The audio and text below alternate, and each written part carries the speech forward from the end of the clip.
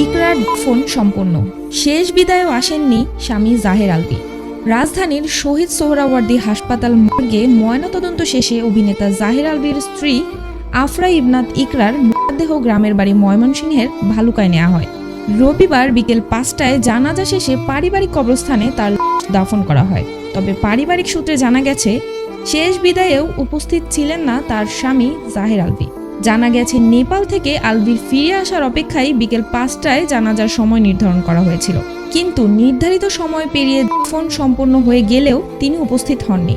এদিকে ইকরার মৃত্যুর ঘটনায় তার স্বামী জাহের আলভী, অভিনেত্রী ইফফাত আরা তিথি এবং আলভীর পরিবারের কয়েকজন সদস্যের বিরুদ্ধে রাজধানীর পল্লবী থানায় মামলা করেছেন ইকরার মামা শেখ তানভীর আহমেদ। পল্লবী থানার ভারপ্রাপ্ত কর্মকর্তা AKM আলমগীর জাহান জানান, অভিযোগটি গ্রহণ করে নিয়মিত মামলা হিসেবে নথিভুক্ত করা হয়েছে। তিনি বলেন, মামলায় শুধু আলভী নয়, তার পরিবারের আরও কয়েকজনের নাম রয়েছে।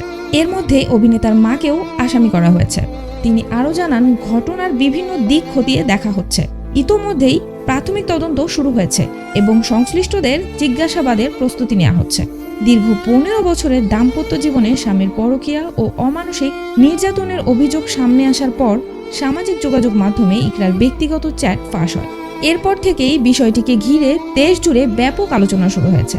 উল্লেখ্য, 2010 সালের 9 নভেম্বর ভালোবেসে গোপনে বিয়ে করেন আলভী ও ইকরা। তাদের সংসারে রিজিক নামের এক পুত্র সন্তান রয়েছে।